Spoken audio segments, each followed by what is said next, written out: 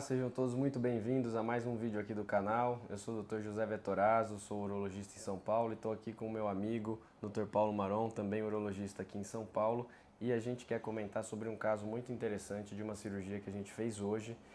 Um paciente jovem com câncer de próstata que não tinha nenhum sintoma na primeira consulta quando ele veio para fazer uma avaliação de rotina. Foram solicitados exames laboratoriais. O PSA desse paciente, né, aquele exame de sangue que a gente usa para identificar ou suspeitar da presença de um câncer de próstata, tinha um resultado normal, um valor bastante baixo, aproximadamente 1,5, mas no exame físico esse paciente apresentava uma área endurecida do lado direito da próstata. Era uma próstata pequena em um paciente que urinava muito bem, não tinha nenhuma queixa de dificuldade para urinar, mas que durante o exame físico foi possível perceber ali ao lado direito uma área endurecida que não é de consistência habitual da próstata, e a partir daí foram realizados os exames para prosseguir, para aprofundar essa investigação e tentar entender melhor se havia ou não um câncer na próstata.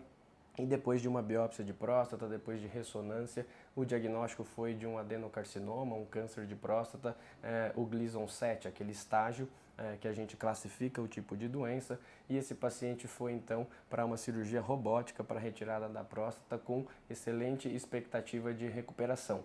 Paulo, os pacientes perguntam com muita frequência sobre o PSA, o que quer dizer o PSA alterado, exame de toque retal, se precisa fazer ainda. Em 2023, com tanta tecnologia, tanta informação, ainda tem que fazer esse exame que é desconfortável, que muitos homens não querem fazer. Como é que é isso? Como é que você conduz isso com os pacientes que você atende? Como é que você trabalha com essa questão do PSA e do exame de toque retal?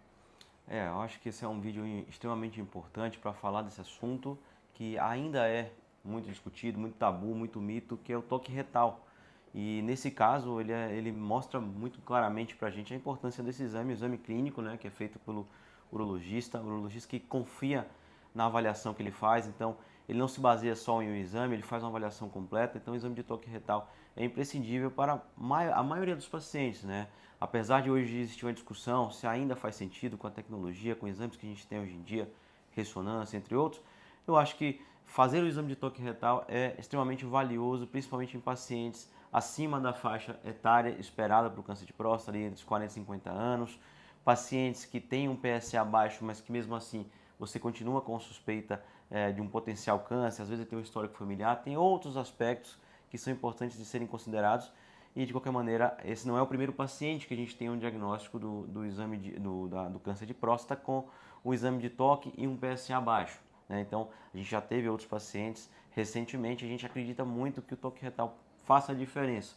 E é importante também sinalizar que o toque ele vai trazer para a gente uma suspeita e a gente precisa fazer a biópsia para confirmar. E o PSA ele nem sempre tem relação com a quantidade e a gravidade de doença.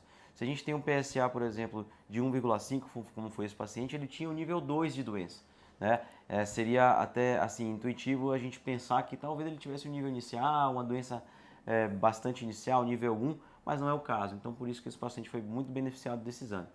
Esse paciente provavelmente, se não tivesse feito o toque, ele seria orientado a procurar o urologista de novo somente um ano, né? Para repetir exames de rotina, já que ele não tinha sintoma nenhum, PSA baixo. Então, com certeza a gente fez um diagnóstico bastante precoce. E lembrando que no diagnóstico do câncer de próstata, o PSA é quem na maioria das vezes acende o nosso alerta, né? Quem faz o diagnóstico é quem ajuda a gente a fazer o diagnóstico em 60 a 70% dos pacientes aproximadamente. Mas tem 10 a 15% dos pacientes, em média, que apresentam esse tipo de tumor que não eleva o PSA. E aí sim o toque retal acaba sendo bem importante, porque uma vez que a gente entende e percebe ali uma diferença na textura da próstata, uma área endurecida, um nódulo, um caroço, a gente sabe que o grau de suspeita nessa situação para a presença de um câncer de próstata acaba sendo bastante alto. Deixa eu um recado final, Zé. Então, assim, deu 40 anos na sua vida, comece a procurar um urologista, independente do PSA que você tenha feito com seu médico clínico, seu cardiologista. Muitas vezes existe uma concepção de que fez o PSA, está dentro daquela faixa ali do exame, então não preciso ir no urologista porque eu não sinto nada. Na realidade, é o urologista que vai definir os seus próximos passos. Então, é importante que você tenha essa conscientização para essa avaliação completa. Bom, pessoal, espero que essas informações sejam úteis. A gente tem bastante conteúdo interessante aqui no canal sobre PSA, biópsia de próstata, ressonância e sobre câncer de próstata em geral. Então espero que vocês possam esclarecer suas dúvidas. Deixe aqui no comentário se você tiver alguma dúvida em relação a esse assunto e busque outros vídeos aqui do canal para obter mais informações relacionadas a esses problemas. A gente se vê nos próximos vídeos. Até mais!